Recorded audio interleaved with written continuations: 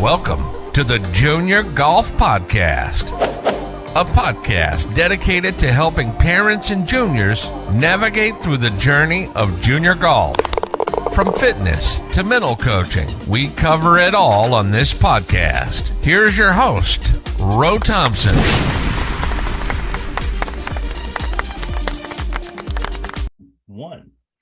Good evening, everybody. Welcome to the Junior Golf Podcast. My name is Ro Thompson. Man, we got a special guest in the building tonight. We got none other than Horace Pennix III out of the state of Maryland. What's going on, Horace? How you doing, man? I'm feeling good.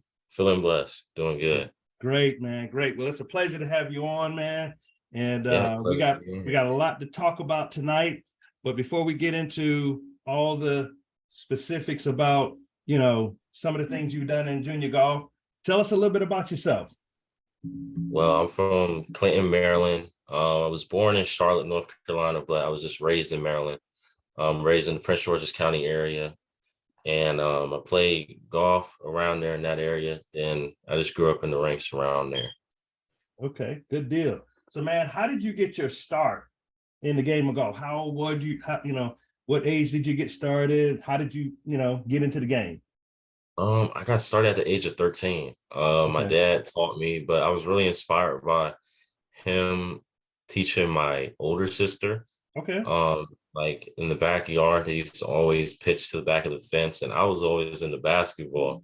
Then I saw them always practice in the backyard. I said, "Hey, Dad, can you teach me a little something?" And then ever since then, I just been in love with it. I mean, I always got a lot more notoriety than I had in golf than I did in basketball, and I just loved it.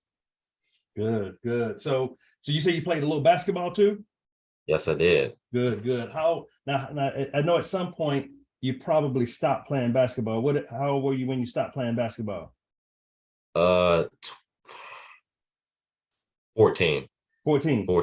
And Yep. what made you what made you make that decision to go like full-fledged golf? A couple of things. Okay. Half of it was injury. Okay. And then half of it was I had to just keep it real with myself. I wasn't really that athletic. I was tall, but I wasn't really that athletic. And I was like, I feel like I'll just do way better playing golf than I would be in basketball. Good. That's it. I think you made a great decision. Me too. Well, listen. So when did you feel like your game was really competitive enough to play junior tournaments and compete with the other kids? What age did you feel like that was starting to happen for you? I would say around when I was 15. So that was when I played my first Maryland State Junior Amateur. I saw a lot of guys that were like really good, and then I was like, hey, like I'm competing as well. Like I can hang with these guys. I mean, they were better than me, but I knew that if I kept on putting the work in, that I could hang with them. So that was just the main thing on how I thought I could actually step up in this junior golf world. Good. You remember how old you were when you got your first win? My first win, believe that was in 2017. Okay. I would say my first actual tournament win. Okay. So you were about 12, 13, somewhere around there? Yep. Somewhere around there. Yep. Good. And when did you start beating pops? Funny thing is like we never really went up against each other. It was always us trying to help each other. Okay. And him trying to help me out, and then I'll see something on his game and I'll try to help him out with it. So we all just tried to help each other. Now we do have putting contests and stuff, and he don't really want to see me in that. So he don't want to. So you're deadly with that, huh? Yeah. That's my bread and butter right there. He don't want to see me in that. All right, we gotta help Pops with the flat stick, man, so he can compete a little bit. Yeah. Now wedges, that's his thing. He's good with the wedges. He's good with the wedges. He's deadly with the wedges, huh? Short game, baby, short game. So talk us through like your practice routine. What's a what's a day like in Horace practice world? All right. So usually when I come to a golf course, when it's just a regular day where I just want to practice, Mhm. I start out with putting first. Okay. So I have this Vizio putting mat that I use, and it's like a putting art that I use. I got from David Orr. It's like a putting I putt from 3, 5, and 7 feet. And what I do from there is I put 10 balls from 3, 5, and 7 feet. Okay. And I put it from right to left and left to right. And then I move back to 10 feet and 15 feet. And that's lag putting. And I put 5 balls. Now I just do right to left, left to right. And then after that, it's just really just I do this drill where it's like around the world. Okay. Where I put on circles, and then I do that around 10 times. And what I do is if I miss one, then I have to restart back over. But it's a really good drill that I just love doing. And then I work on the wedges. I love working on the odd yardages, like 50 yards, 60, 70 yards. That's just what I work on.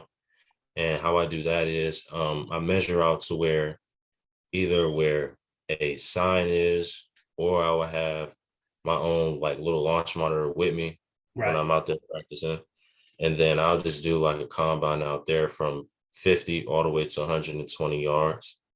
And then after that, I go into ball striking, which ball striking, all that is I work on sometimes block practice, where block practice is just where I work on technique and what me and my coach is working on, or something that my dad tells me to work on.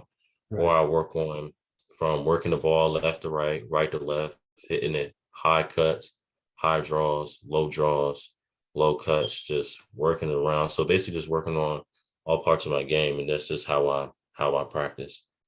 Man, I got to tell you, man, that sounds like a really good system, man. And do you consider yourself as self-disciplined, or does dad have to kind of nudge you a little bit and say, hey, son, you plan on practicing today? Nah, he don't really got to tell me if I want to practice or not, because I want it bad. So you want it bad. Okay. I mean, so that means you hungry. Yeah, I'm hungry. That's what I'm talking about. And what's your best round ever? But 64. 64? Yeah. So you wasn't missing nothing that day. No. Are you talking about like at Jim Thorpe or like ever? No, we're talking about any competitive tournament round. Yeah. 64. 64? Woo, that's lights out, bro. That's lights out. Yeah. You felt like you was in a zone that day? Oh yeah, like nothing was getting me out the zone. You couldn't miss, right? No, I couldn't miss. You remember how MJ was shooting them jumpers and he just went down the court like that? Yeah, he just couldn't miss. Right. Good deal, man. So let's switch gears a little bit, man. Tell us about your experience at the Jim Thorpe this year. This year it was nice. I loved it. It was a year since I've been out there, so I had to like remember the course a little bit. Okay. So same course as last year then.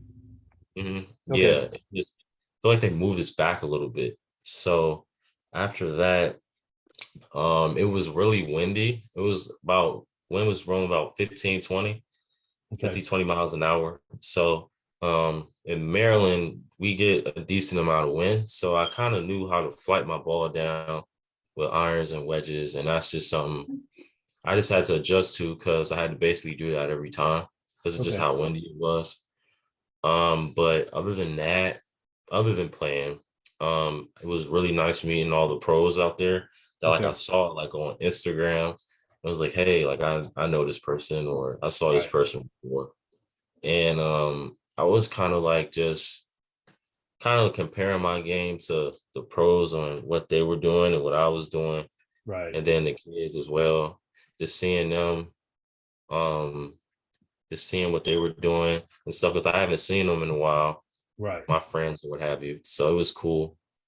Then other than that, it was good as well. Good. Now, who are some of the other juniors that you typically like to play with across the country? I like to play with my friends. Well, they're local. With my Okay. friends Matthew and Michael Okay. Vitel. Those Yeah. are I know the really Vital cool. boys. Yeah. Right. They're my nephews. Yeah. And you my third nephew now. Yeah. I got you. Right. Good. Yeah. Good, man. Uh, Other than that, Mhm. friend Logan, Yeah. Logan Batista's out of Louisiana. My Okay. friend Keziah, he's out from the United Kingdom. Okay. And I don't want to say like a lot of names. I don't want to forget You won't anybody. forget nobody, right? Yeah. Nah, I'm just gonna Hey, leave it one of at your that. homeboys might say, "Man, why you ain't give me a shout out Yeah, on the podcast, man?" yeah. Yeah. So listen, so you're the champ, man. What did it feel like to be the champ of the Jim Thorpe Invitational? It felt good because last year I didn't really play that good, Okay. and I just was telling myself, listen, I'm just gonna sit here, dial it down, and just listen to what my coaches and what my Mhm. dad and just Right. everybody who's just in my circle, listen what they have to tell me because all of it is good information. Even if they're on me, I know that man it's good if it's information that I need so I can get better. So what I did was I just was really disciplined in everything that I did, with just working out, practicing, having practices where it's called, well, I call it battle practice, Okay. where it's kind of like if I play like a regular round, but if I make a mistake, I have to hit the ground and do 10 push-ups. I That's love it. just got to do. I love Just it keep, because it makes you strong. It makes you stronger in the process. yeah, Yeah. yeah. And then other than that, I read a lot of books. That's A good. lot of books on What's mental. Now, what's your favorite book that you read so far? Taming the Tiger. Okay. It's by Thick Not On. It just basically talks about how to control your anger. Right. Mental. Yep. And then this other book called Golf Zen. Hmm. That's one of my books. Those two books are probably my most favorite. Good. Man, that's good, man, that you are really reading and getting in the books and trying to get that knowledge on how you can get better. You know what I mean? Right. Good. So man, you were coming down the stretch, what were you telling yourself as you came down to the last couple of holes? Um, Talk us through the last couple of holes. Because I know, when you're getting down to the last couple of yeah. holes and you're winning, it can get a little tight. So talk to us about that. So funny thing is I didn't look at the leaderboard all day. Wow. Um, I didn't look at the leaderboard all day. All I heard was people talking about Thomas Reed, he's 3 under, 4 under, da da da. Because I was like, what? I was like, I'm not gonna let that get in my head. Right. So, coming down the stretch, I was on fire. Mm, I mean, I'm just gonna start from the back nine. A birdie 10, birdie 11, wow. bogey 12, birdie 13, and then I had this one hole where 15 where I didn't know it was a 420-yard par four, and I took Hmm. a 3-wood and it got caught up in the wind, and I made a mistake, but I was able to hit it short of the green and get up and down. But Chip and part out. um, yeah. So on 16, I hit a drive in the native area and Mm, I found my ball okay. and I had around 175 yards out and I had to hit over like a little creek and then it was going uphill. I hit a 7-iron, stuck 5 feet. I was glad I had a pretty good line and I made the birdie putt. And then all I knew was all I had to do was par 17, 150-yard par 3, and then par 5. The par 5 was a little nerve-wracking because that was 18, Hmm. but I kind of didn't swing hard off the tee. I just hit a fairway finder driver, hit a 5-wood, then I had a 70-yard shot that I just put back there, and then I just 2-putted it and got my par and got out. And then I That was knew I, that was pretty smart of you to take your 3-wood and find your fairway on that par five. Because yeah, most of the time you're just gonna grab that driver and let it rip, right? yeah. Were you playing smart? I was playing real smart. Yeah. I only took driver 2 times that day. Okay. Yeah. Yeah. Yeah, Trying to stay in the fairway. I get it. I get it. yeah. Well, awesome, man. Well, congratulations on being the champ. What's next? What you trying to get next? Right next is I'm playing the MAC Champ Invitational. I'm Yeah. down in Houston, March 16th and 19th. Mm-hmm. To be honest, I'm trying to win that. Because I know if I win that, I'll get some more notoriety and some more opportunities and exemptions. And I haven't been down there since 2019, so it'll be good for me to go down there and just win it. We're getting Road Amateur golf ranking points, and it's a 3-day with a cut. So I mean, it's gonna be it. Excited about that, right? Oh yeah, I'm excited about that. And then a week after that, we got the Hair of Honor, right? Yeah, I'm excited to play that too. Yeah. So it's like back to back to back to back to back, right? Yeah. And I can't wait to meet Harold. Oh yeah. I'm gonna introduce you to his dad too. His dad is typically around, so yeah, that'll be great. All right. So what's in the bag, man? What you got? That what kind of sticks you playing with? What's give me a layout of your bag. All right. So my wedges. So I have Wilson staff wedges, 56, 60, 52. And then my irons, I have P through 6 in the Wilson staff model blades. And then my 5-iron 4-iron, I have a Wilson staff CB 5-iron 4-iron. And then I have a 3-iron and utility iron that's a Wilson. Okay. Then I have 5-wood, a 3-wood that I just got. Okay. It's a Callaway Paradigm 3-wood. You like it? You like the Paradigm? Yeah, I just got it. They're probably the most low spinning 3-woods I've had so far. And then I have a TaylorMade Sim driver. But I had that in the bag since October. This one I just got it. So that's what's in the bag currently right now. Good. And nobody can make you get rid of that Sim, huh? Nah, not really. Not really. I have a Paradigm coming in, so I just wanted to try that. But if it works, it's in the bag. And if I don't see it, then I guess I'll just keep it. But I have a Paradigm coming in, so I'm gonna see how that driver works. Gotcha. Now, who's your favorite PGA Tour player or players? I mean, Tiger Woods. Okay. Obviously, I mean, why you like Tiger? Yeah. I would say, other than him, some young guys I like Cameron Young. Okay. I love his game. I love Max Homa. Good player. And I would say Minwoo Lee. Those are probably my players I like right now that's on the tour. Good. Right now. Those are some really good players right there. So, man, is your dad close by? Yes, he is. Okay. Tell him to dive in here with you for a minute. I got a couple questions for him as well. Yeah.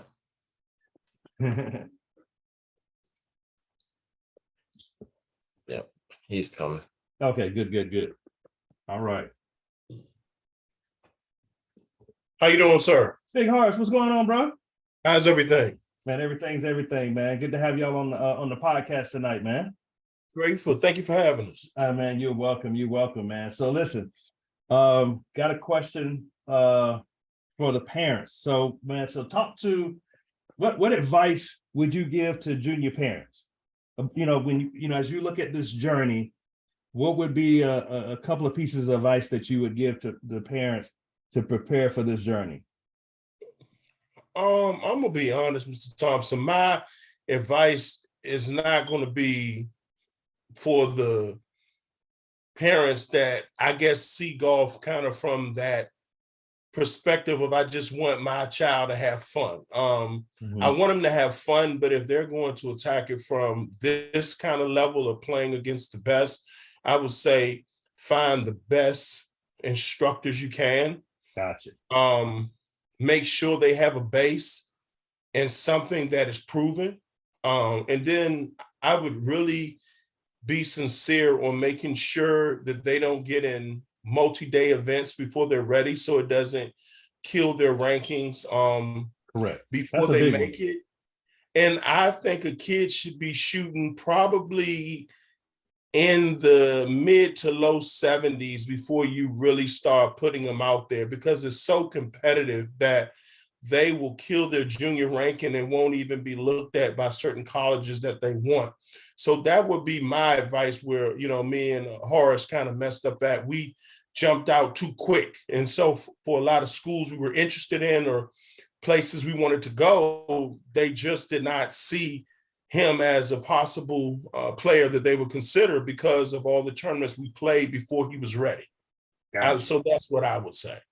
Man, Horace, that is some golden advice, because when you get in them 2 days, it's just different.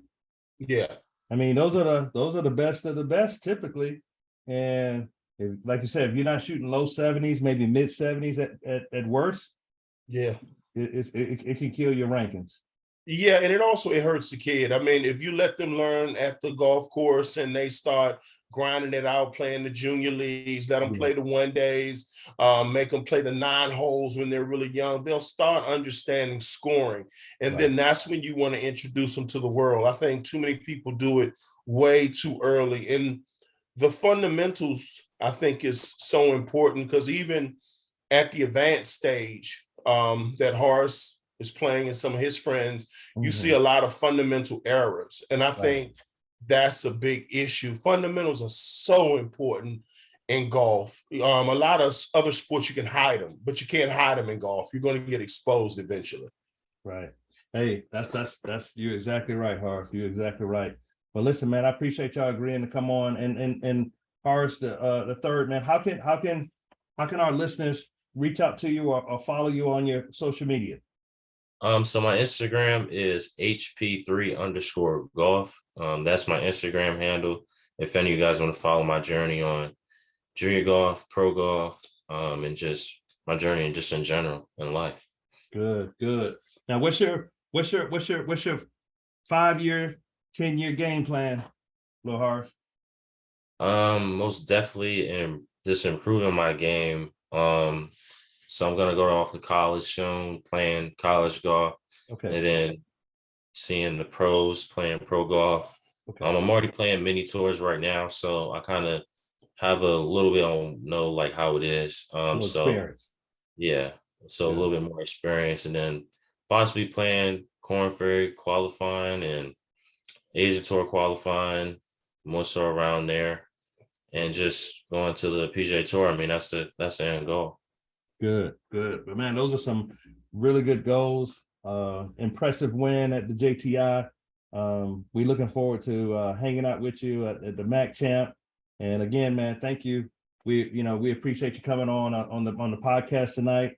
And man, y'all be safe until we head out to Houston, Texas. Okay. All right. Thank you, sir. Appreciate you. Thank you, Big Horace. I appreciate you, man. All right, y'all take care. All right. Have a good one now. All right.